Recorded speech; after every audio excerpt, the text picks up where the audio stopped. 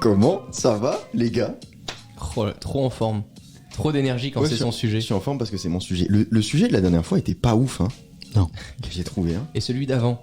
Celui d'avant, c'était toi? Quel connard, voilà, c'est pas cramé. fou non plus, hein. Ça va les gars? Pas terrible, on Ça aurait va, pas dû Manuel? venir les deux derniers. Comment ça va, Manuel? Très bien, merci. Comment ça va, mon ami Romain? Ça va et toi mon ami Léo? Ça va, oui, quand même. Ça va, j'ai lu un article Medium qui s'appelle 40 leçons de vie. C'est toi le médium. Bah merci, déjà, ça me fait plaisir. Parce que moi j'ai lu un article, ça m'a pas épaté non plus venant de toi quoi. Tu vois, je me suis dit ok, un de plus dans la journée et Parce donc... qu'il y avait une suite en fait à cette phrase. Ok. 40 leçons de vie. Parce qu'avec l'article Medium, moi ça m'étonne vraiment pas. Oh ta gueule. 40 leçons de vie que j'ai apprises en lisant plus de 100 livres de développement personnel. C'est long. Non, c'est à peu près normal. De lire 100 livres, c'est long. T'as dû faire ça avec les Tom Tom et Nana, non? Même pas, ok. Et donc T'auras pas le temps dans toute ta vie. Non, là, il reste plus beaucoup de temps. Hein. Mm. Là, faut que tu t'actives. Je pense, t'en as lu combien, toi, tu penses, Manuel? Je sais pas. Objectivement, je C'est tellement large, le développement personnel. beaucoup. Bah, si tu peux compter, ça m'arrange là en direct. Non, là c'est pas possible. En attendant, je peux vous passer... je sais pas, une comptine? Mais une pub. Ok, attends. Ah non, ça, c'est pas une pub. Ok, bon, on n'a pas de pub. Donc, l'article était hyper intéressant. En revanche, 40 phrases, je me suis dit que c'était quand même un peu long. Donc, j'en ai dégagé 20. Voilà, donc j'ai 20 phrases assez courtes pour vous. Et je voulais vous les citer et qu'on y réagisse. Je pense qu'on sera pas toujours d'accord. Je pense qu'il y en a qu'on va tous les trois détester. Il y en a qu'on va tous les trois aimer. J'ai déjà mon petit avis, j'ai hâte d'avoir le vôtre. Vous êtes prêts? On est prêt. On n'a pas le Première choix. phrase. On dirait un jeu télévisé. On n'a pas le choix. Première phrase. Tu veux que je fasse le présentateur? Mais là t'es bien parti. Je n'y risquerai pas. Le comportement passé d'une personne est le prédicateur le plus fiable de son comportement futur. Si par le passé, quelqu'un t'a déçu, il y a de grandes chances que par le futur, il te déçoive à nouveau pour cette même raison. Quand tu y réfléchis vraiment, les gens, les gens ne changent pas beaucoup. Les bases sont installées. Ils ont une marge de progression. La marge de progression, comme les sportifs de haut niveau, est directement liée à l'intensité qu'ils mettent dans le travail. Ouais. Et surtout dans la conscience du problème. C'est-à-dire que s'ils n'ont pas conscience qu'ils ont un problème ou qu'ils ont un objectif et qu'il va falloir fournir du travail pour y arriver, de toute façon, ils vont pas changer. C'est quand ils ont conscience de ça et que le niveau d'effort pour changer est inférieur au niveau de confort pour rester le même, qu'ils vont changer. Sinon, ils changeront pas. C'est marrant, ça faisait partie des leçons de vie. Et moi, c'est une erreur que je fais pas beaucoup dans le travail, mais que je fais plus dans la vie. Dans le perso. Ouais. De penser que les gens vont pouvoir changer, que ils vont prendre conscience, enfin tout simplement qu'ils sont intelligents. C'est-à-dire que parce que on a des discussions intéressantes, parce que je leur dis tiens lis ça, regarde ça, etc. et qu'ils font les bons constats, sous prétexte qu'ils font les bons constats, je me dis bah ils vont fatalement évoluer, ils vont fatalement changer, ils peuvent pas rester dans cet état. Et souvent c'est parce que je mésestime le confort de la bêtise. Ouais. Ben, il y avait une des qui est leçons. un truc que j'exècre, mais qui visiblement est assez répandu. Il y avait une des leçons qui disait n'attribuez pas à la malice ce qui peut être attribué à la bêtise. Oui. Voilà. Moi je l'avais viré, mais comme t'en parles. Mais je pense que c'est beaucoup plus difficile dans le perso parce qu'il n'y a pas d'attachement, alors que dans le pro, tu peux te séparer de quelqu'un. En général, si t'as bien fait ton travail, c'est pas devenu un proche. C'est resté un collègue, donc c'est beaucoup plus simple que dans le perso. Je crois que tes mots ont trahi ta pensée. C'est beaucoup plus difficile dans le perso parce qu'il y a de l'attachement, tu veux dire. Oui, ce que je voulais dire, c'est comme il n'y a pas d'attachement dans le pro, voilà. C'est pas si difficile de te séparer de quelqu'un. En général, t'es pas devenu pote avec ces personnes-là. Dans le perso, c'est pas le but. T'as profondément envie que les gens changent. Oui, mais c'est même un projet de vie commun. Ouais. C'est-à-dire que dans le perso, peu importe le statut que ces gens ont autour de toi, que ce soit des amis proches, les gens avec qui tu vis, ou je sais pas quoi, ton couple, ou je sais pas quoi, enfin, t'aspires à avoir une relation qui induit un progrès réciproque. Ouais. Et de s'accompagner réciproquement. Donc si le changement n'est pas moteur d'une évolution positive pour chacun, en fait, vous vivez des vies juxtaposées, mais pas communes. Et je pense que ce qui est très frustrant, T'es un accompagnateur d'EHPAD, en fait. Bah, t'es le moteur déclencheur, mais si tu vois pas derrière les efforts qui sont souvent très personnels, il se passe pas grand chose. Et c'est ce qui fait que parfois tu rencontres des gens et quand ils sont avec toi, tu te dis mais putain, ils comprennent, ils ont envie, ils sont dans la même logique et tout. Et quand tu les retrouves dans leur petit confort chez eux, etc., tout d'un coup ça devient beaucoup plus difficile, quoi. Ouais. Je trouve qu'il y a un critère qui est très intéressant, c'est de mettre les gens justement dans un très grand confort. Mets les gens dans du confort, mets les gens dans un contexte favorable, fais en sorte qu'ils aient à peu près tout de disponible, facilite-leur la vie et vois comment ils se comportent. S'ils ont encore faim, s'ils bossent, s'ils sont disciplinés, c'est intéressant. S'ils s'endorment dans ce confort-là, s'ils deviennent fainéants, qu'ils ne font rien, qu'ils n'ont pas d'objectif, qu'ils n'ont pas de feuille de route, Ils trouvent ça normal. ils considèrent juste qu'ils ont de la chance d'être là et qu'ils profitent du moment, c'est le meilleur indicateur pour te dire qu'ils resteront vraisemblablement des mollusques au soleil. T'es hyper chiant parce que ça faisait partie aussi des leçons de vie. Et il disait également à l'inverse que la façon dont tu agis dans la difficulté est aussi un grand indicateur de qui tu es. Il disait un bon exemple, c'est qu'est-ce que vous avez fait de votre temps pendant la pandémie? Je dirais pas que je suis chiant, je dirais que je suis clairvoyant. Si t'es chiant. Est-ce que vous en avez fait quelque chose de productif? Qu'est-ce que vous avez fait de tout ce temps chez vous et de cette énergie? Est-ce que vous avez fait du pain? Moi j'ai joué à Mario Kart personnellement. Non, moi j'ai C'est pas ce que ça a dit de moi. T'as fait du Twitch? J'ai fait du Twitch quand même. Je me suis noyé dans L'alcool. le boulot. Ouais. Non, je me souviens pour le coup, je suis retourné à 10 ans avant en fait, quand j'étais tout seul, un peu chez moi avec mon studio, sans avoir de routine positive tous les jours, etc. Et la difficulté c'était ça, c'était de s'imposer une routine positive sans avoir d'éléments extérieurs qui viennent la rendre obligatoire. Et on se voyait moins. Complètement. Tu sais qu'il y a une pandémie qui arrive là? Ouais. Ah oui? Oui, de fou. Une nouvelle. D'ailleurs, ça va être le couvre-feu là, 19h, non? Ouais, ça arrive. C'est 6 mois là, je crois. Faut rentrer, Allez vous faut faire rentrer, Romain. Deuxième leçon, parce qu'on en a 20 quand même. Donc si vous pouviez fermer un peu plus vos gueules. Deuxième leçon, la plupart de vos succès seront dus à la discipline, pas au talent. Je suis d'accord. Et encore moins la motivation qui n'existe pas. Qui n'existe pas. Il faut Tout à fait. buter ce mythe. Ouais. La motivation est quelque chose qui n'existe pas. La discipline existe. La méthode, l'organisation, la rigueur, la capacité à faire de façon répétée et avec de la volonté, de la bonne volonté et de la régularité. Ça conduit à des résultats. La motivation est le résultat de la discipline. Exactement. T'es motivé après avoir fait. Et ça, il y a des gens qui le comprennent pas du tout. Ouais. Ils disent, je suis pas motivé pour faire ça. Mais de facto, t'es jamais motivé pour faire un truc qui est un effort. Lisez Motivation Myth. Ouais. Exceptionnel à ce sujet. Je ne l'ai conseillé que 45 fois. Ouais, mais je travaille beaucoup en ce moment, je rentre tard, j'ai du mal à lire, je pourrais pas le lire tout de suite, Léo. Voilà. Ta gueule! Oula. T'as vraiment envie de...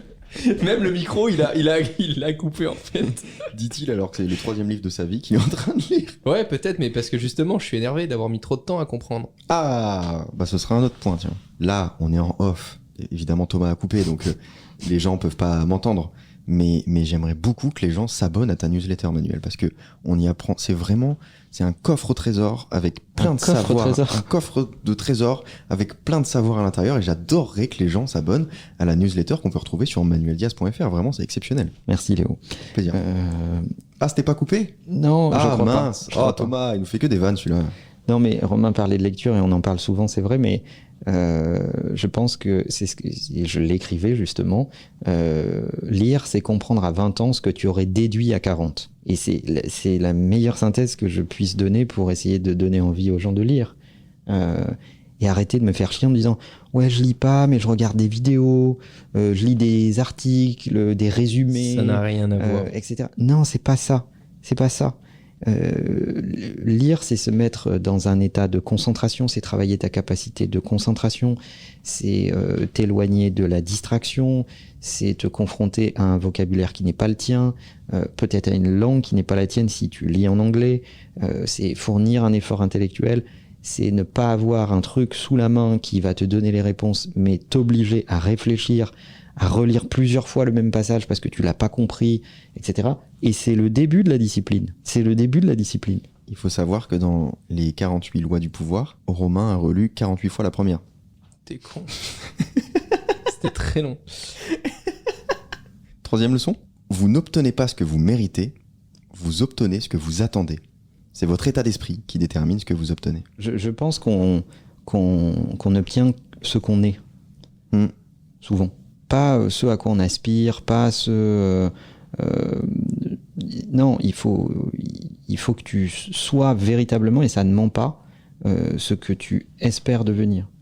Donc tu peux pas théoriquement devenir sportif, tu es obligé de l'être. Ouais.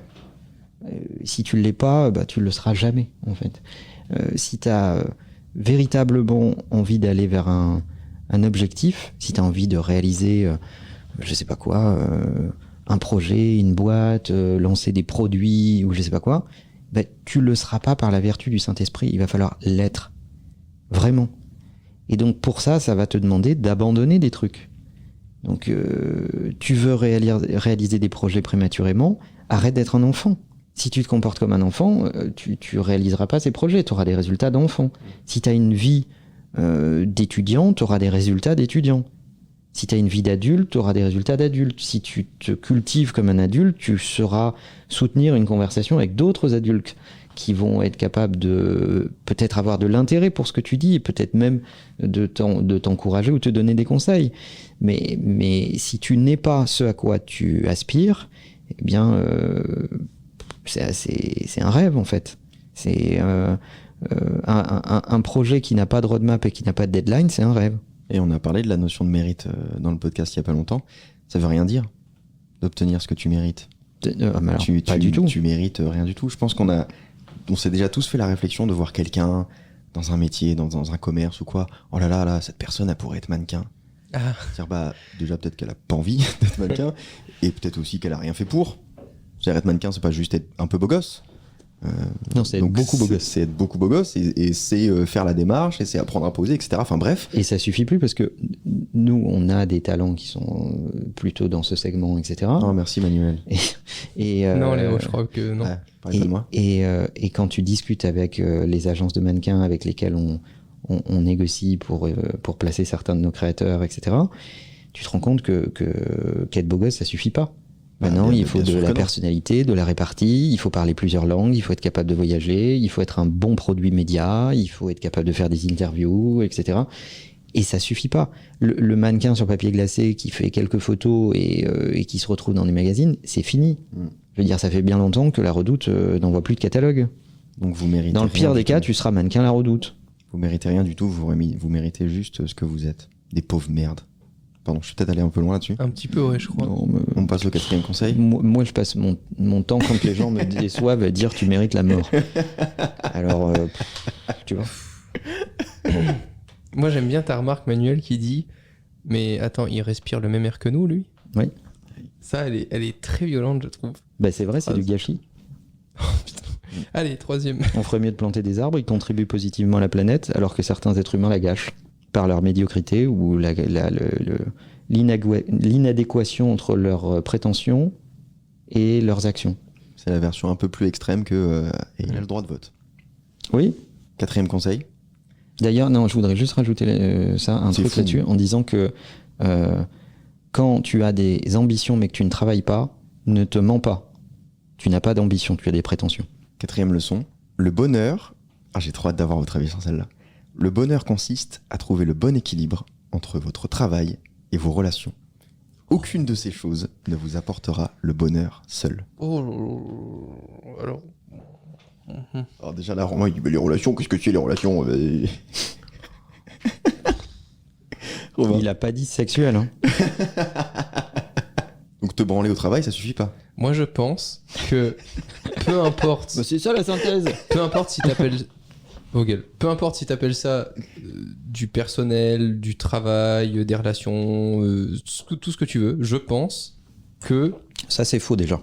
En tout cas, j'ai trouvé ce qu'était mon bonheur. Je pense que pour moi, le bonheur, peu importe qui tu es, c'est de continuer de prendre du plaisir à apprendre. Ok. Pour ça que je m'en veux autant d'avoir démarré la lecture que maintenant, parce que je pense que peu importe que t'aimes moins ton travail, que ta relation perso te plaise pas, que peu importe ce qui se passe, je pense que tu peux être heureux dès lors que tu continues d'apprendre des choses. Mais tous les jours. Ce que tu veux dire, c'est que plus... tu peux apprendre à la fois dans le pro et dans le perso. Oui, c'est ça, mais peu importe là où tu apprends le plus, je pense qu'il faut que tu te sentes évoluer tous les jours pour que tu puisses te considérer à un moment sur cette planète et te dire que t'es pas juste là pour consommer de l'énergie, quoi. Mais dans les deux secteurs. Pas forcément. Bah, c'est ça la question. Je sais plus quel auteur disait on n'est jamais seul quand on lit. C'est très bien. C'est ce que tu essayes de dire, en fait. Et pas on n'est Ouais. jamais seul dans le lit, hein, Romain. Non, parce que je crois qu'il a pas compris là. Non mais ça m'énerve les gens qui me disent ah non mais là je suis trop bien parce que ça y est j'ai ma maison, je vais me marier, mon taf j'ai été promu, mais peut-être que tu t'emmerdes, peut-être que ça fait 15 jours que t'as rien appris de nouveau. Mais c'est Non, mais je veux dire- mais laisse les gens être heureux. Mais non parce que les gens Peut-être pour que pour beaucoup de certains, c'est Mais bien. mais t'es C'est un peut-être leur rageux. roadmap social, tu vois.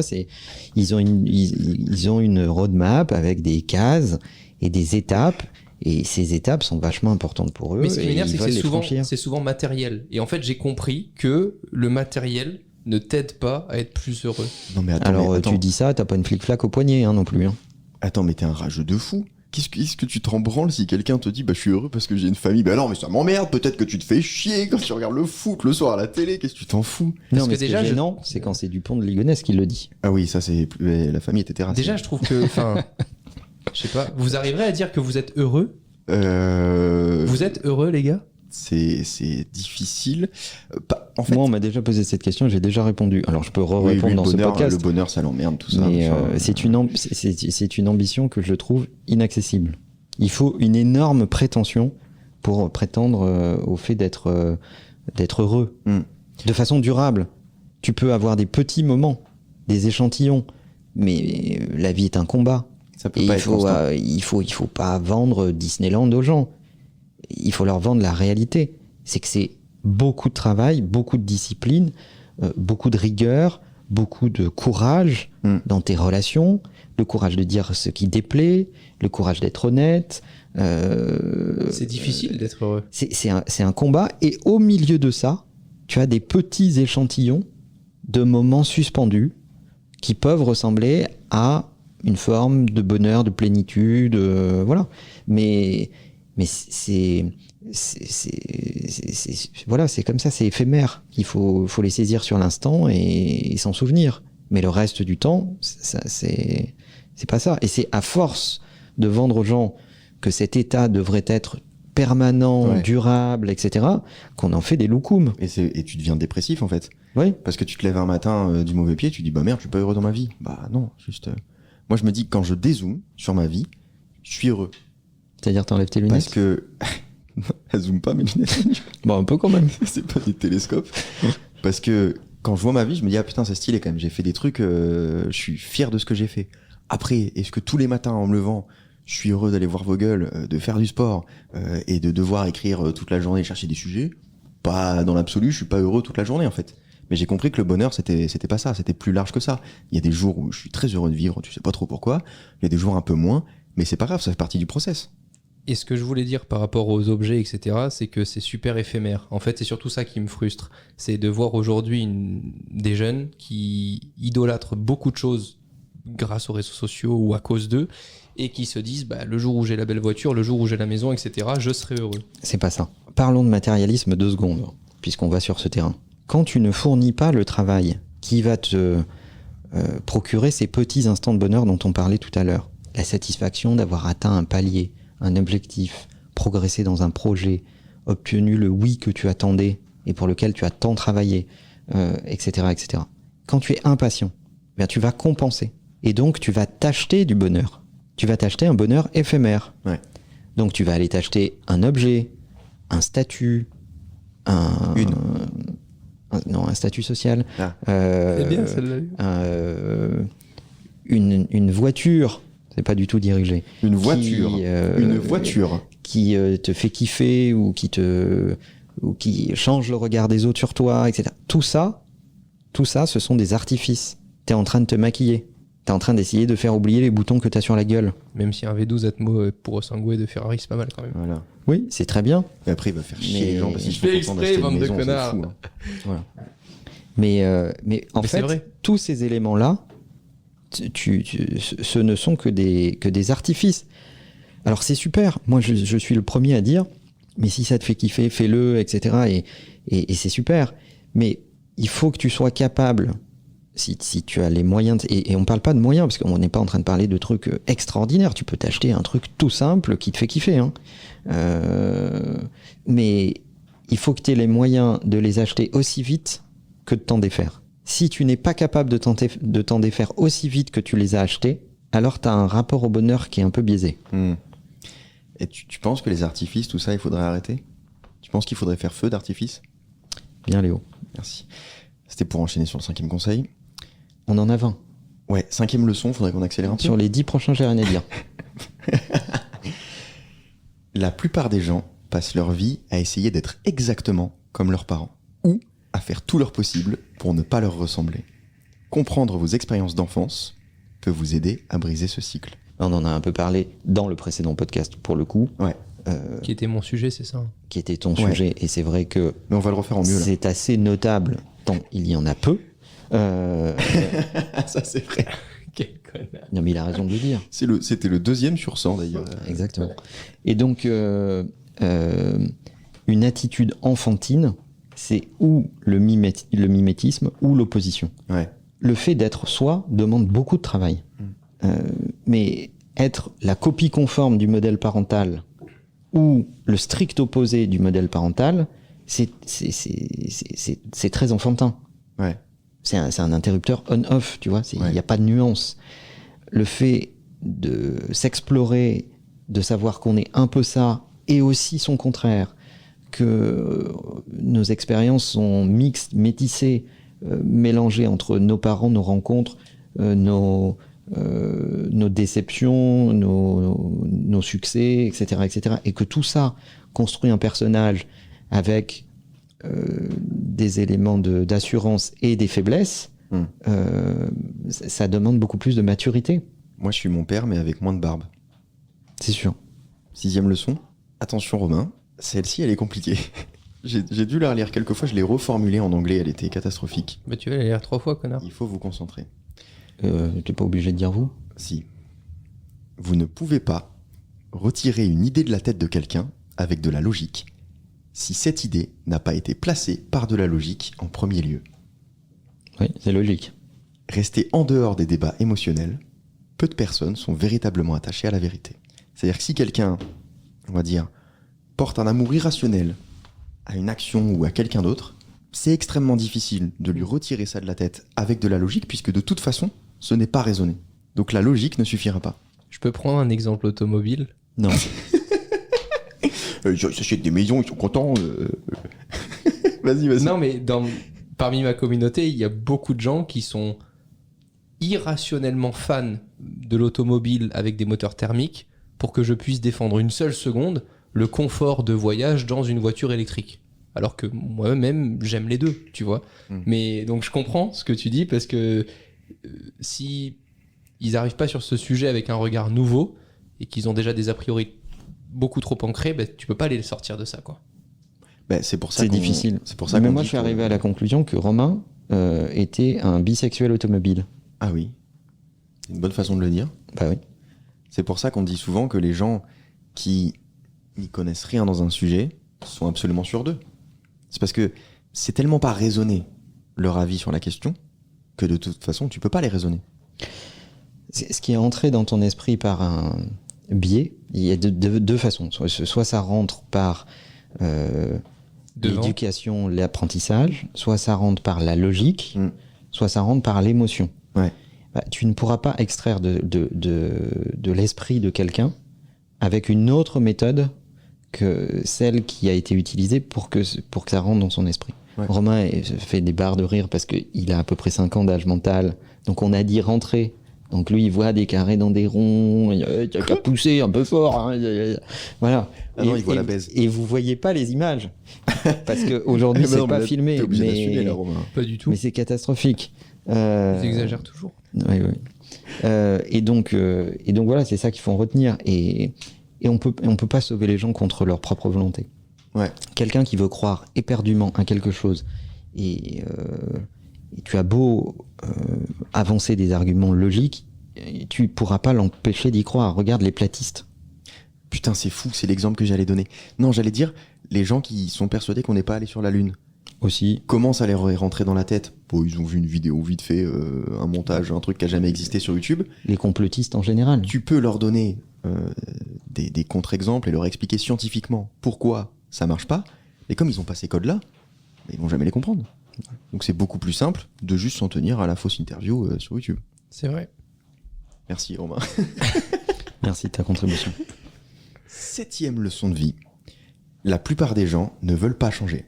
Alors arrêtez d'essayer de les forcer. Vous avez 3 options. Les accepter, créer des limites claires ou passer à autre chose. Passer à autre chose, c'est bien. Ouais, je pense que c'est le plus simple. Mais c'est vrai, et ça prend vachement de temps.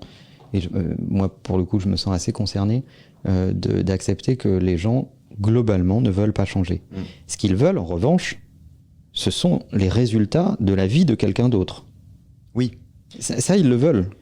Ils veulent pas changer, mais ils voudraient quand même les résultats de ce qui serait une vie qui travaille plus, qui est plus disciplinée ou autre.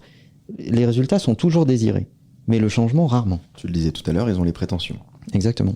8e leçon de vie, vous ne pouvez pas grandir sans souffrance. Changer ses relations, son environnement ou son état d'esprit, c'est douloureux. La croissance sans douleur n'est qu'un soulagement temporaire, pas un remède à long terme. Ça n'aide d'ailleurs jamais les gens de leur éviter la douleur. Ouais. Et Romain en sait quelque chose. J'ai Non. pas de vanne là-dessus parce que. Bah, c'est pas une vanne. Non, C'est mais vrai. c'est vrai. Je C'est vrai. ne le ménage pas.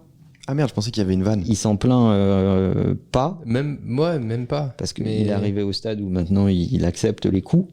Mais Non, c'est même pas ça. J'accepte la douleur pour pouvoir atteindre le niveau d'excellence que j'espère. Mais la réalité, c'est que tu mesures aussi toi-même les progrès. Ah bah oui. Complètement. Et c'est pour ça que tu acceptes que la méthode soit difficile et rude. Et c'est Mais- pour ça qu'il y a très peu de gens qui l'accepteraient. C'est vrai. Mais c'est On peut lui difficile. reconnaître cette abnégation. Ah bah pour moi c'est sa plus grande qualité, Romain. Moi j'accepterais pas ça. Hein. Bah, ça, Je resterais médiocre. Mais j'accepterais pas ça. Bah, c'est surtout qu'en fait, tu peux très vite trouver un chemin de facilité.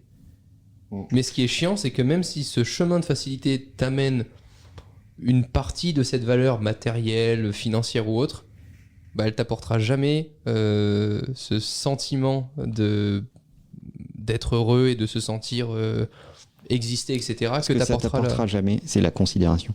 Ouais. Tu peux trouver des hacks pour avoir des résultats temporaires. Tu peux trouver des raccourcis, des cheat codes pour essayer de passer le tableau, etc. Mais tu n'auras jamais la considération des gens qui ont bossé et qui ont terminé le jeu à la loyale. Ouais. Et entre les joueurs, on se reconnaît. Entre ceux qui jouent à la loyale et qui acceptent leur niveau et de se battre pour essayer de progresser, et ceux qui mettent toute leur énergie à essayer de trouver des cheat codes. J'ai aucun respect pour les gens qui trichent. Moi, il y a une discussion que j'ai beaucoup eue, c'est par rapport Avec toi-même aux méthodes non, avec des gens. Ah. Pour une fois, je sortais de chez moi. Par rapport aux méthodes de management de Steve Jobs.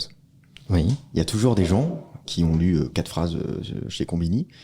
C'est pas une balle pour Combini, c'était un exemple comme ça. Non, mais Quoique. souvent... Qui te disent oui, mais Steve Jobs c'était un monstre avec ses employés. Et en fait, tu te rends compte que non. Il était difficile, mais il y a plein de gens qui sont quand même restés 10, 15, 20 ans chez lui, parce qu'en fait, c'est là qu'ils ont le plus appris de leur vie. Et aujourd'hui, quand ils en parlent, bah, ils le remercient parce qu'ils ont été à des niveaux qu'ils espéraient même pas atteindre. Mais il y a des gens qui supportaient pas ce niveau de difficulté. Et souvent, les gens qui trollent, il y en a eu, hein, des gens qui sont sortis dans la presse pour se plaindre Bien sûr. des méthodes du management de l'époque, du management de Steve, etc. Souvent, dans la première ère, parce que quand il est revenu après 97, il avait lui-même pas mal changé et adouci certaines choses. Même s'il faisait pas de compromis, il avait compris que la méthode pour obtenir des résultats n'était pas forcément la plus brutale, toujours, et qu'il fallait savoir alterner. Mais souvent, ceux qui trollent sont ceux qui méritaient pas d'avancer, en fait. Ah bah, c'est certain. Donc voilà, on n'élève pas les gens dans la facilité. Si t'élèves les gens le cul dans le beurre, tu fais des gros fainéants, en général grassouillés. Surtout derrière cette approche managériale, il y a beaucoup d'amour. En fait, c'est ça qu'il faut détecter et qui est très difficile, je trouve, à détecter. C'est que parfois, tu te dis, putain, je fais ça, on le remarque pas, blablabla, etc. Mais on le remarque pas parce qu'en fait, la personne qui est en face de toi pense que tu vaux mieux, que tu peux mieux faire, que tu peux aller plus loin. Et ça, je pense que c'est le plus difficile parce que ça te tord dans tous les sens. Tu te dis d'un côté... Tous les parents peuvent comprendre ça. Ouais. T'as un gamin qui te ramène un 13 sur 20. C'est comme ça que c'est noté en France, je crois. Ouais. Sur 20. Moi, j'avais 11, tu c'était le champagne. Tu sais que ce gamin, il vaut 15 ou 17, c'est quand même assez difficile de lui pourrir la gueule quand il ramène un 13. Ouais. Oui, puis c'est pour son bien. Mais c'est pour son bien. Et tu vas le faire. Et tu vas lui dire c'est médiocre. Enfin, moi, j'ai aucune difficulté à le faire. Et c'est ce que je fais tous les jours dans mon travail. C'est-à-dire que j'engueulerai jamais quelqu'un qui ramène un 13 et qui vaut 13. Par contre, j'engueulerai toujours quelqu'un qui me ramène un 13 et qui vaut 17. Et j'essaye, dans mon travail, de détecter des gens qui valent entre 20 et 25 sur 20. Ah oui. Donc le mec qui ramène un 13... Ce qui est inacceptable, c'est de jouer en dessous de ton niveau. Et de penser que parce que tu as produit des efforts, on va te féliciter. Et la pire des arguments, c'est dire « Oui, mais la moyenne de la classe était à 10 ». Ça, c'est horrible, je suis d'accord. Et alors ? Moi, j'ai beaucoup dit ça, moi. Bah oui. Au royaume des aveugles, les borgnes sont rois. Moi, j'ai dit, ma vidéo YouTube, tu la trouves comment ? Voilà. J'ai pas de vanne. Vous voyez comment il a fini. Et ouais. 9e leçon. Vous êtes responsable de ce qui vous arrive. Ça, c'est sûr. Arrêtez de vous victimiser parce que personne ne viendra vous sauver. Mais il faut le comprendre et il faut l'accepter, c'est tout. Je pense que t'as pas d'excuses, t'as pas de trucs... Non, mais on va simplifier le message. C'est déjà miraculeux que quelqu'un s'arrête, écoute, te donne quelques conseils et essaye de te faire progresser. Et alors, si Déjà ça, c'est miraculeux. Ça veut dire que tu as de la chance. Ça veut dire que la majorité des gens font croire qu'ils t'écoutent, font croire de te donner des conseils. En réalité, ils n'en ont rien à foutre. Si tu as quelqu'un qui s'arrête, qui prend le temps de t'écouter, qui te donne du temps, qui essaye de comprendre ton histoire profondément, ton passé, ton présent, tes ambitions futures, qui va faire un travail sur mesure pour essayer de te permettre d'avancer, ça s'appelle un ange. C'est miraculeux. Et respecte-le. Si comme un connard tu dis ouais j'ai tout compris et que tu fais rien, bah t'es qu'une merde. Et je trouve hyper intéressant le fait de dire que personne viendra te sauver parce que c'est absolument vrai. À la limite, on peut t'écouter pendant que tu te victimises pendant 3 quarts d'heure, mais en fait, personne va jamais t'aider. Déjà parce qu'on n'a pas envie d'aider quelqu'un qui fait que de se plaindre. Et c'est pas en disant toute la journée oui mais c'est la faute de mon patron, c'est la faute de l'État, ça va rien changer à ta situation en fait. D'ailleurs, les gens qui pensent que c'est toujours la faute d'un paramètre extérieur et jamais de la leur, qui commencent toujours par incriminer des paramètres extérieurs au lieu d'essayer de chercher ce qu'ils ont mal fait eux-mêmes, c'est souvent mal barré. Oui, mais est-ce que ce serait pas de la faute du système ? 10e leçon de vie, je l'aime beaucoup celle-là. Toute relation est sous le contrôle de la personne qui s'en soucie le moins. S'il faut 2 personnes pour créer une relation, il n'en faut qu'une pour y mettre fin. Ça, c'est certain. Ça, c'est hyper important. C'est ce qu'on fait en permanence dans le business. Bah, si tu te poses trop de questions, si tu mets trop de temps pour avancer, si tu réfléchis trop, si toutes les 2 secondes t'es en train de te dire ah mais il pense quoi, tu crois, ce matin je lui ai dit ça, oh là là quel enfer. Puis quand tu lui donnes trop de pouvoir, c'est pour ça que je dis qu'on fait ça dans le business, et je sais que quand Influx vend une OP, il a un peu cette attitude de bah de toute façon on a plein d'autres trucs sur le feu, en fait on va pas passer 3 jours à essayer d'avoir ça, si vous voulez pas qu'on bosse ensemble là-dessus, nous on bosse avec quelqu'un d'autre en fait. Exactement. Bah, ça c'est une méthode qui fonctionne. C'est une méthode qui fonctionne. J'aime cette phrase qui dit tout ce qui traîne se salit. C'est exactement ça. En fait, si tu es pressé, si tu as la chance d'avoir de l'opulence, de l'abondance autour de toi, eh bien tu peux te permettre de passer ton tour sur un certain nombre de questions. Et donc ça donne beaucoup de pouvoir à celui qui ne survalorise pas une situation ou une relation. On en a beaucoup parlé aussi dans le podcast sur l'art de séduire. Ouais. Voilà, c'est une notion qui revient souvent. 11e leçon, vos plus grandes forces sont souvent vos plus grandes faiblesses.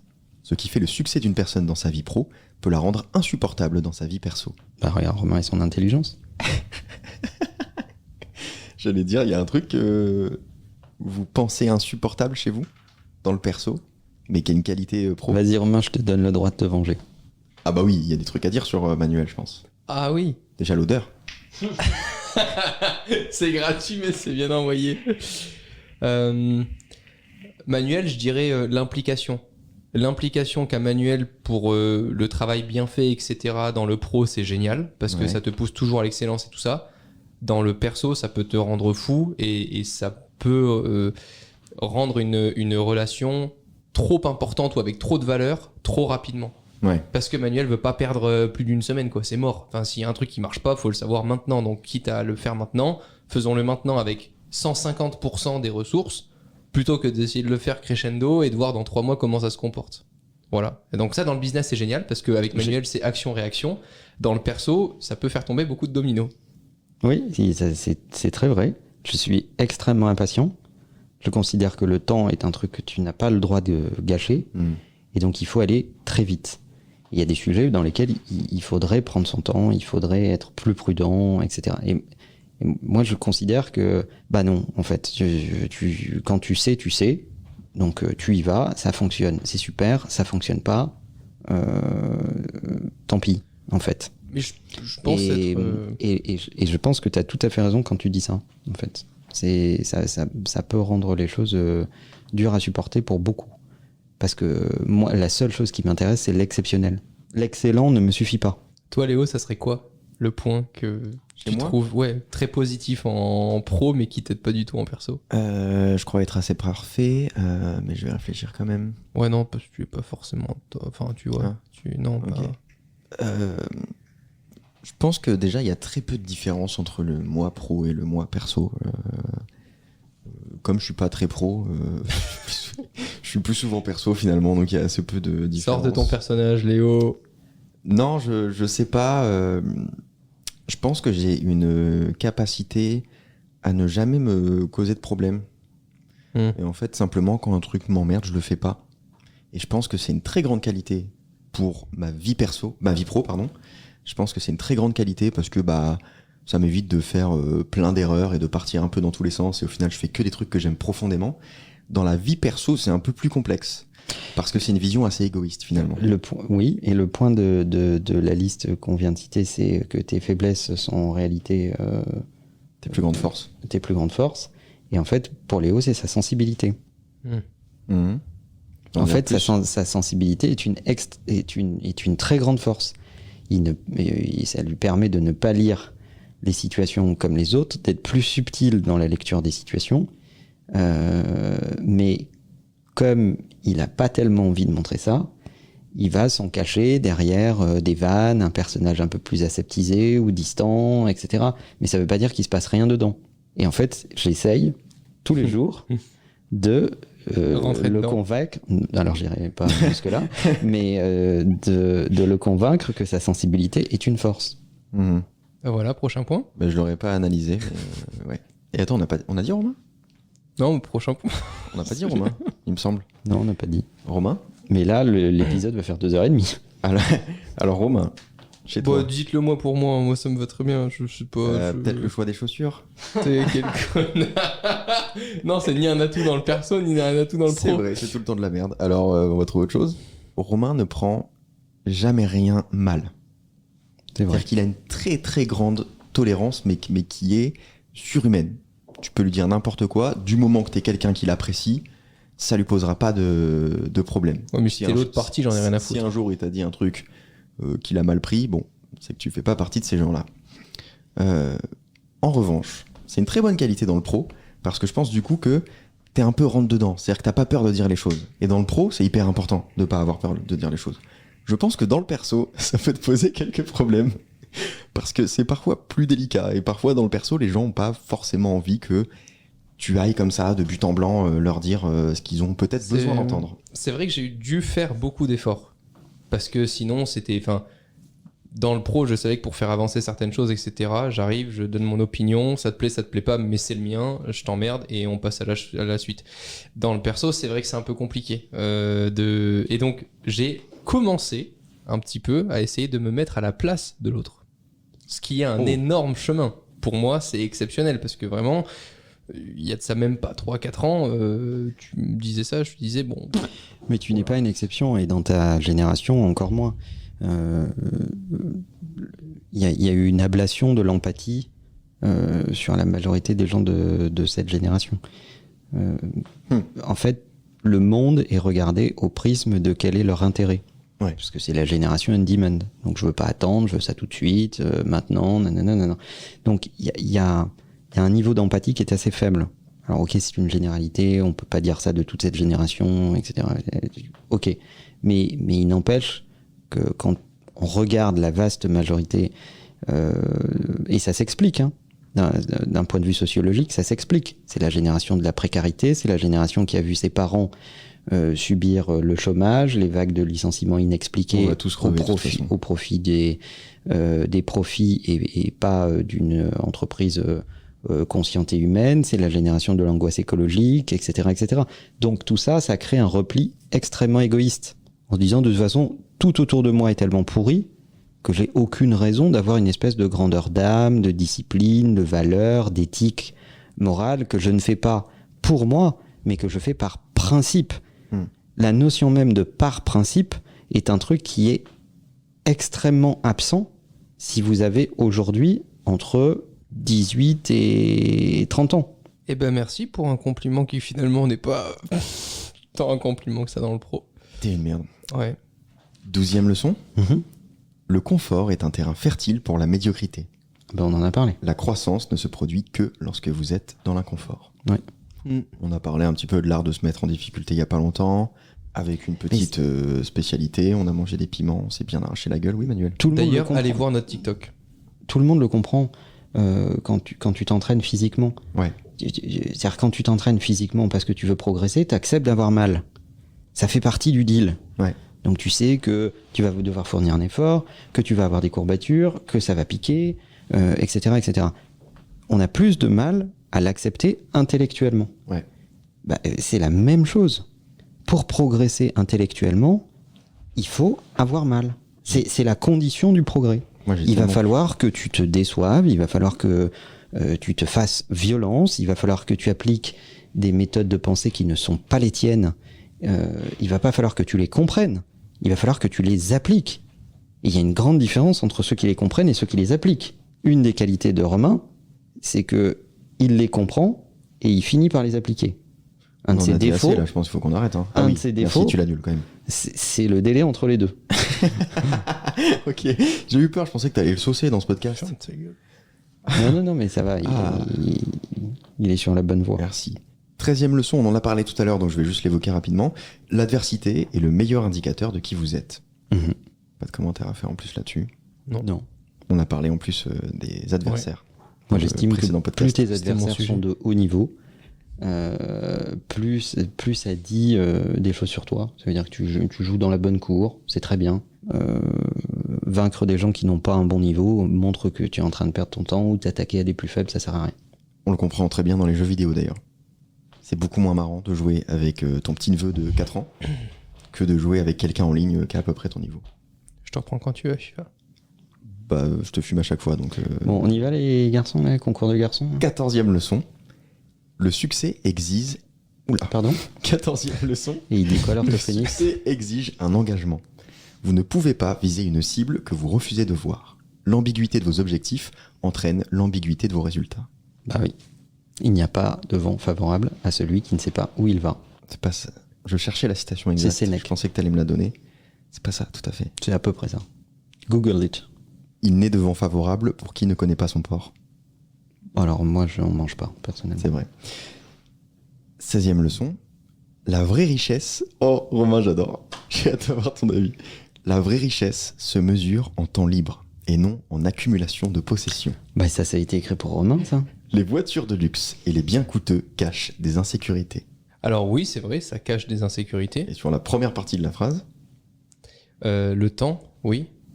Oh, Non, mais maintenant, je suis d'accord. Il y a de ça encore 6 mois, je t'aurais dit... grosse Je évolution. préfère avoir le vrai un... voilà. luxe, le vrai luxe, c'est de savoir que tu as du temps, que tu peux ne rien foutre et que ça ne va rien changer absolument à ta vie, à ton niveau de vie, Hmm. à ton rapport aux autres, etc., etc. Je peux vous partager un truc? Bah, avec grand plaisir. Bon, bah en fait, je vais régler ça ce week-end, mais ça fait 1 mois que j'ai touché aucune voiture. Voilà. Super.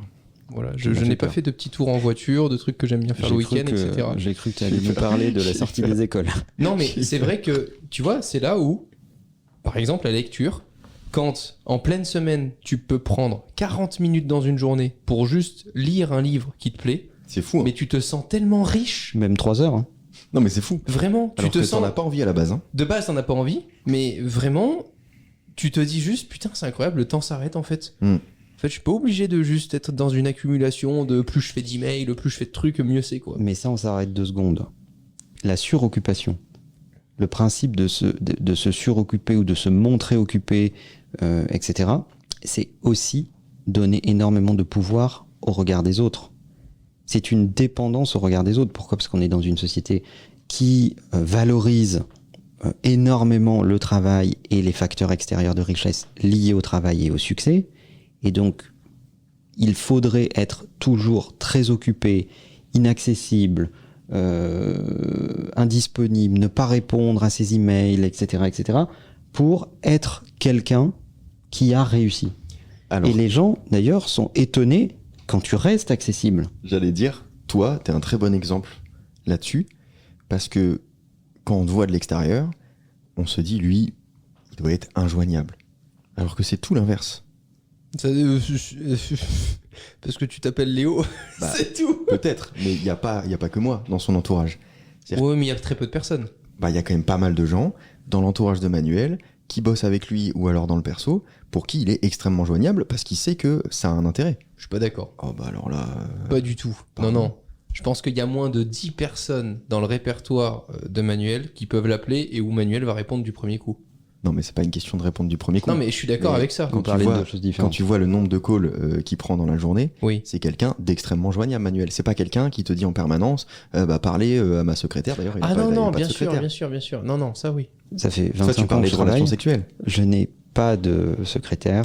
Il n'y a personne entre le public et moi. Les gens qui lisent ma newsletter et qui m'écrivent ont tous une réponse. Ouais. Tous. J'ai 100% des gens qui prennent le T'es dans la temps merde. de m'écrire pour réagir à un truc ont une réponse. C'est pour ça, il est hyper joignable. Parce que j'estime qu'il faut honorer ça. Ils ont fourni un effort, Mm. bah tu réponds. Alors je te dis pas que je vais te répondre une page et demie et je te dis pas que je vais te répondre dans l'heure qui suit, mais je vais te répondre. C'est sûr que je vais te répondre. Moi, par exemple, je fais pas ça.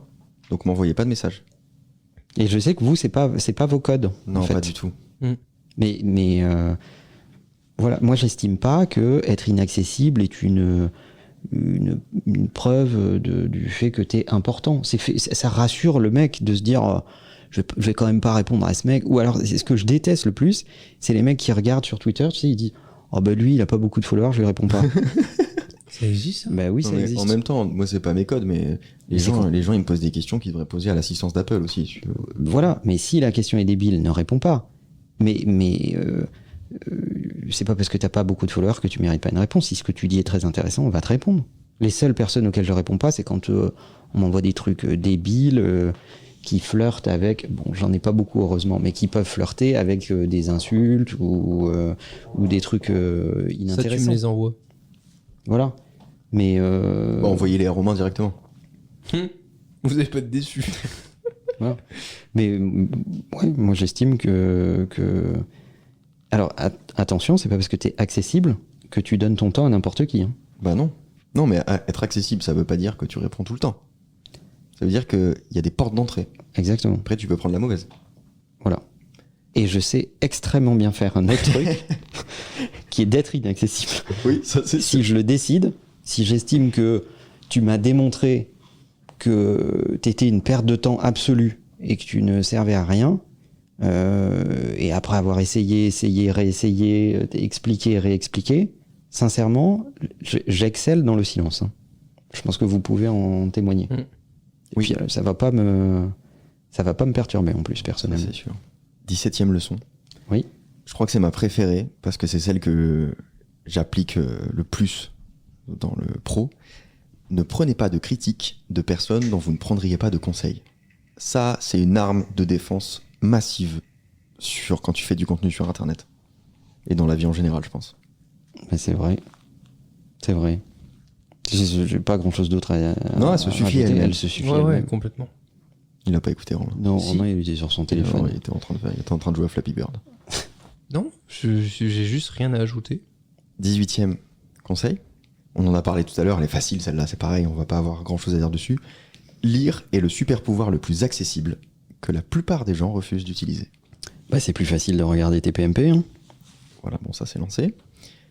Non, mais 10. vraiment, non, il faut juste s'arrêter 2 secondes pour Ouais. continuer sur TPMP. de faire prendre conscience Mais on l'a fait 1000 fois. aux gens. Mais je sais, mais ça non, suffit pas. Mais au bout d'un moment, si ça suffit pas, ça veut dire que les gens n'ont pas envie de changer et on peut pas sauver quelqu'un qui ne veut pas se sauver soi-même. Oui, mais c'est pas désagréable, c'est juste une nouvelle discipline. C'est Oui, ce que je veux mais- juste faire comprendre aux gens, c'est que c'est pas un effort comme aller faire du sport. C'est juste un effort différent parce que surtout notre génération C'est n'a facile, pas hein. pris l'habitude. Quoi? C'est plus facile, hein. Ah non, moi je trouve pas. Ça m'étonne pas.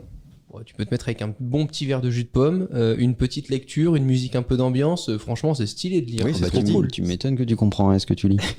Il est con, lui. C'est ce que je dis, c'est plus facile d'ouvrir un livre que d'aller faire des pompes là tous les matins. Ah, d'accord, je pensais que tu disais l'inverse. Ok. C'est complètement con, quoi. Non, non, On vient de se non, rencontrer, voilà. quoi. Tu me Donc, connais. je suis d'accord. Mais pour ça, il faut Mais juste ça dépend commencer. pour qui. Il y a Ça des dépend gens, pour qui. il y a des gens, ils sont très contents de faire leur summer buddy, qu'on les regarde dans la rue, etc. Encore une fois, le regard des autres, machin, etc. Et donc pour eux, la discipline sportive, ils seront payés en feedback social. Mm. Être un peu moins con, ça se voit pas, hein, de l'extérieur. Ah, il y a quand même un feedback social, hein. Il y en a un, mais il est moins évident. Oui, il Au est premier plus, regard, Oui, bien sûr, il est tu plus vois. subtil. Ouais. Et donc, il n'y a pas un grand bénéfice à être un peu moins con que la moyenne quand on te regarde. C'est vrai.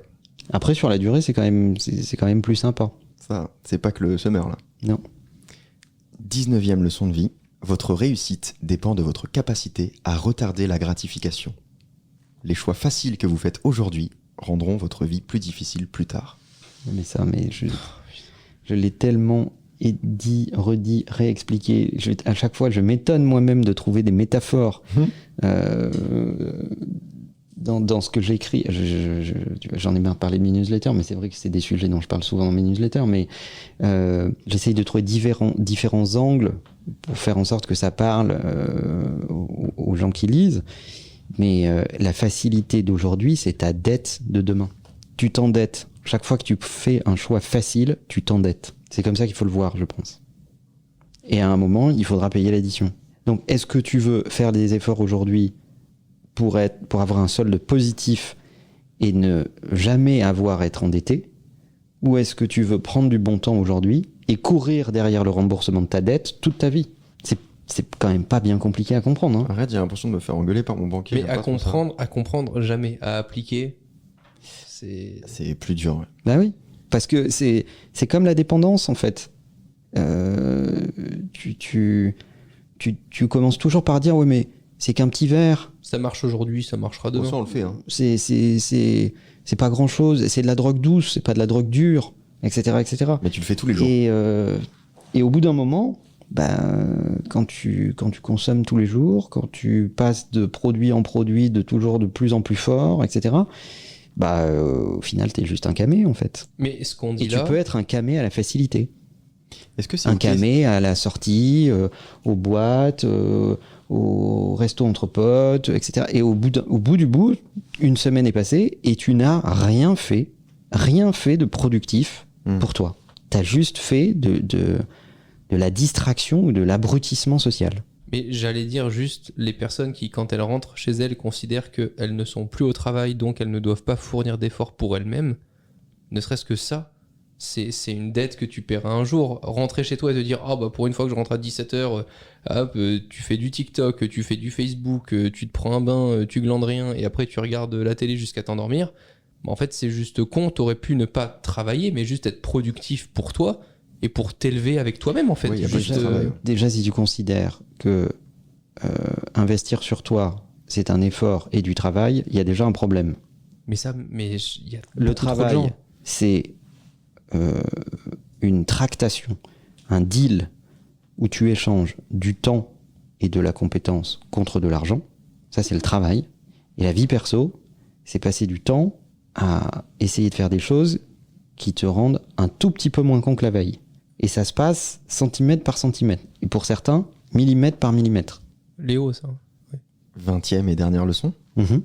Bon, celle-ci, elle était facile, on l'a dit 1000 fois, je voulais finir un peu plus retomber sur nos pattes et revenir sur des bases pour la fin. Votre environnement est le facteur le plus déterminant de votre réussite. Si vous fréquentez des perdants, devinez ce que vous obtiendrez. Vous faites bien d'écouter Take Out. Ouais, pas grand chose à dire là-dessus. Non, mais c'est souvent sur ce sujet que je suis. Non, Non. Les gens le comprennent. On dit qu'on est la moyenne des gens qu'on fréquente. Les gens comprennent cette phrase, mais ont du mal à la pratiquer. Mais ça marche dans ton couple, ça marche dans ta famille. Les gens qui ont une famille qui ne considèrent pas très intéressante, enrichissante, etc., juste parce que c'est le même sang et qui passent du coup tout un week-end, chaque week-end avec la famille parce que c'est la famille, par exemple, juste ça, c'est un drame. Et la peur de se faire déshériter, souvent. Aussi, oui. Non, mais je veux dire, c'est pareil. Si dans ton couple, tu te dis, ah oui, c'est super, Il a etc. compris, il est parti. Hein. Mais la personne avec moi a moins d'ambition, veut aller moins loin, c'est gnangnan, etc. Bah, c'est que forcément, tu t'élèveras moins parce que tu passes beaucoup de temps avec cette personne-là. En fait, c'est simple, il faut que tu prennes, tu te fais un tableau Google Sheet avec tous les gens que tu vois toute la semaine. Et si, pour toi, la majorité du tableau ont des ambitions et un travail moins important que le tien, bah, c'est que forcément, à un moment, tu vas stagner, en Alors fait. attention sur le travail moins important, c'est-à-dire C'est-à-dire, ce qu'a dit Manuel, pardon, c'est pas le travail, c'est le d'accord. fait de vouloir Tu m'as fait peur. être moins con que la veille, etc. L'abnégation. Voilà, c'est ok. ça que je veux dire. Ok. C'est... Ça n'a aucun rapport avec le statut Ouais. social, J'ai le peur. travail, ou je sais pas quoi, c'est plutôt la discipline, etc. D'accord. Parce que t'as pas besoin d'être un entrepreneur, t'as pas besoin d'avoir du succès professionnel pour être quelqu'un d'intéressant. Moi, je connais des gens qui minimisent la quantité de temps qu'ils passent au travail, mais qui maximisent la quantité de temps qu'ils passent à s'instruire. Et ils vivent très bien avec ça. Ils disent, bon, voilà, je vais faire avec moins d'argent, mais j'ai plus de temps disponible, et ce temps, je l'utilise intelligemment. Et c'est très respectable. Ouais. Il y a pas de problème avec ça. À partir du moment où les deux sont en phase. Mais on ressemble à son environnement. Et ce qui m'énerve le plus, ce sont les critères d'âge. Toutes ces conneries qui disent mais on n'a qu'une seule jeunesse, etc. Mais c'est irresponsable comme propos. C'est pour ça, toi, t'es avec des petits jeunes. Que des parents disent à leurs enfants tu n'as qu'une seule jeunesse, ne la gâche pas, etc. Mais t'es complètement con. Tu devrais pas avoir le droit de te reproduire pour dire des trucs aussi bêtes. Tu devrais même pas avoir le droit d'engendrer une descendance. C'est justement en disant à tes enfants que plus tôt tu es instruit, intelligent, plus tôt tu investis en toi, plus ta vie, qui va fatalement être la plus longue possible, sera intéressante, et moins tu auras de dépendance, parce que tu connaîtras les choses vite, et tu seras donc un peu moins con, et tu auras peut-être engendré plus de valeur, plus de liberté plus tôt. Donc il n'y a surtout aucun temps à perdre. Il n'est jamais trop tôt pour faire les bonnes choses et les bons choix.